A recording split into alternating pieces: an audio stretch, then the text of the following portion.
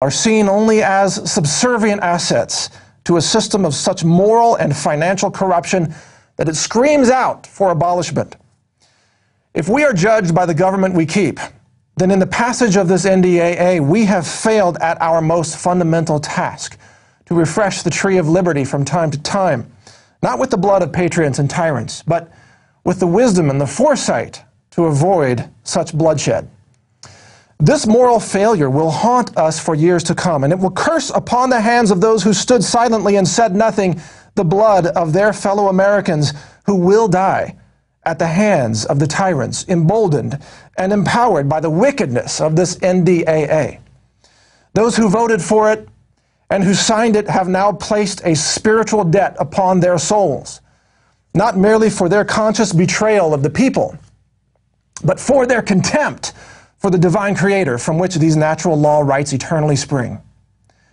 Even in a violent popular uprising, the theoretical act of sentencing these tyrants to death and carrying out those sentences in the name of justice pales in comparison to the judgment awaiting them beyond this life.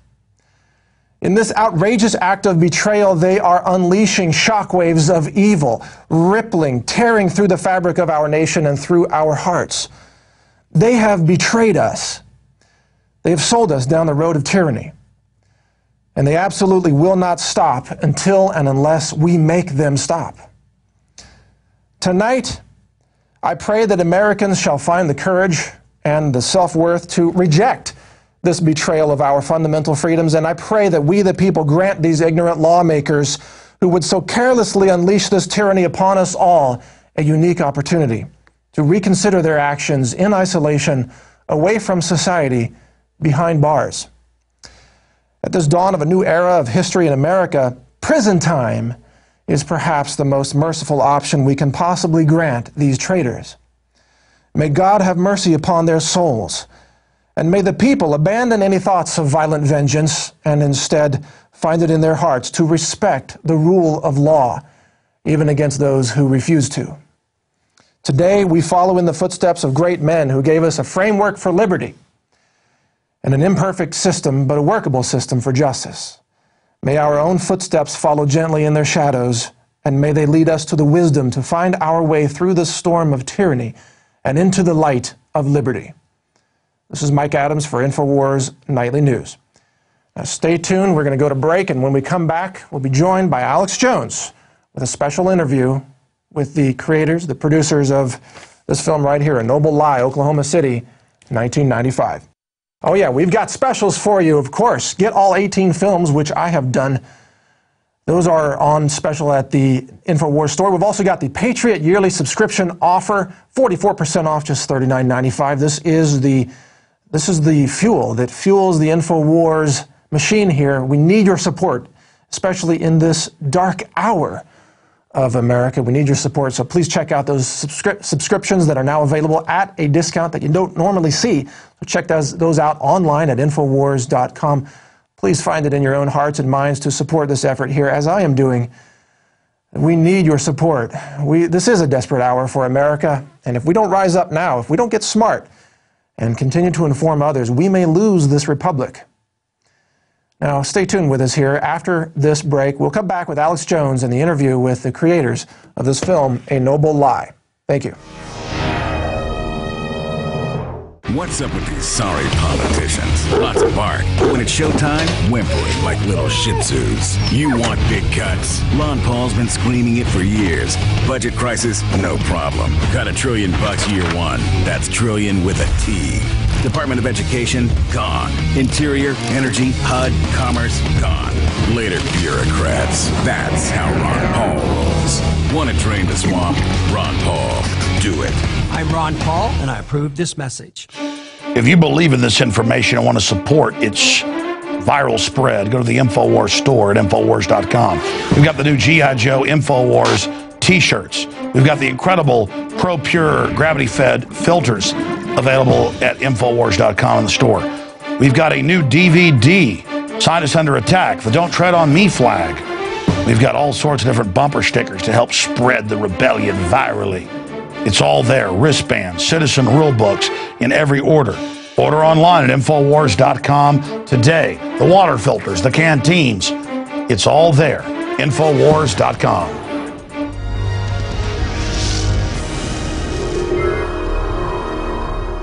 Welcome back to Infowars Nightly News. I want to thank Mike Adams for doing the news portion of the broadcast tonight, and also tell the On the Street crew, Rob Jacobson and Darren McBreen, great job for that in-depth report on what's happening with the open attack on free speech and the internet kill switch, where 80 top inventors of the internet, mainstream media admits, have come out and said this is the end of the internet as we know it.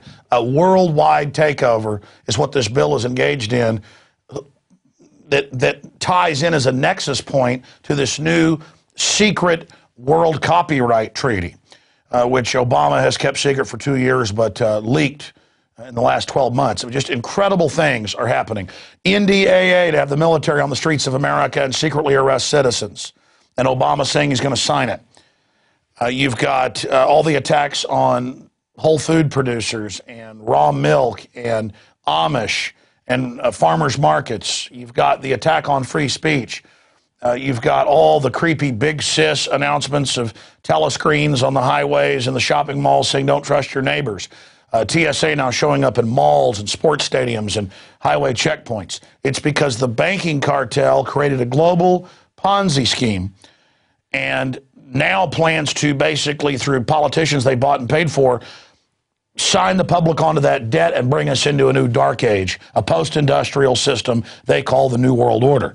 It's all here. And so our job is easier than ever right now to wake people up and to get people angry and taking action politically.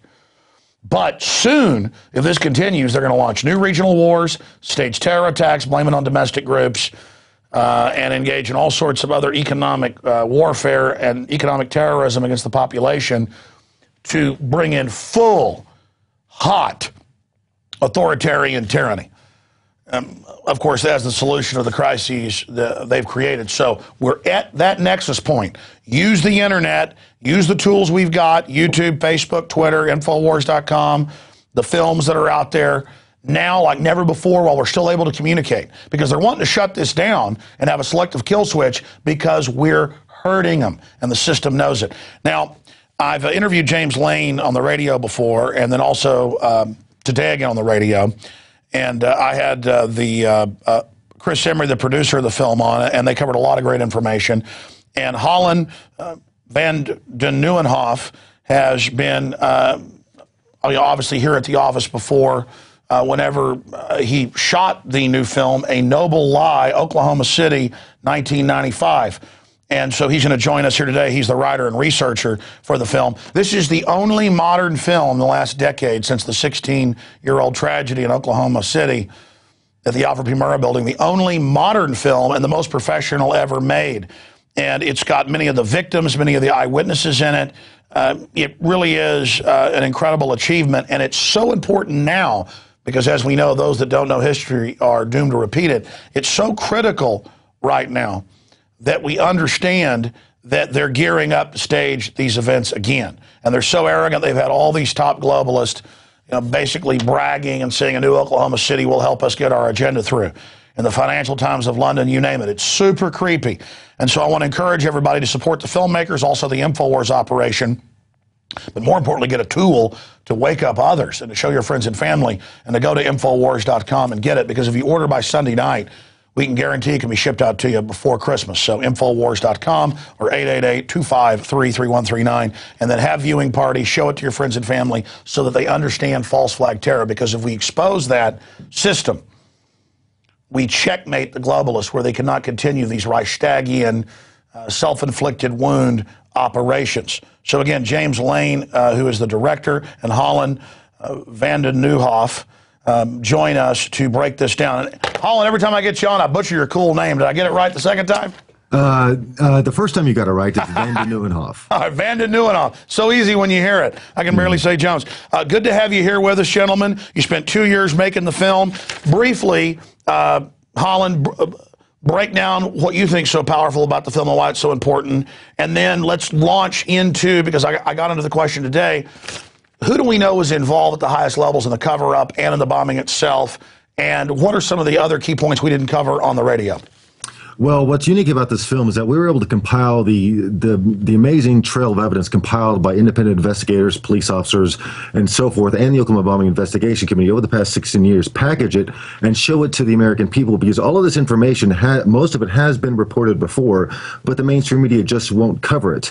Also, we've been able to break new ground with our own investigation. This was half movie making, half investigation. We've talked to witnesses who have never exposed themselves before, who have never talked to the public or put their name out there before, to expose this information about the bombing.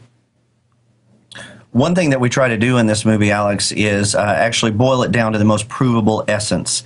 You know, if not, it would have been a 10-hour movie. This is going to be the last time that, you know, people are going to be able to hear the actual eyewitness testimony of people that were actually in that building. They said this is the last time they're going to do an interview.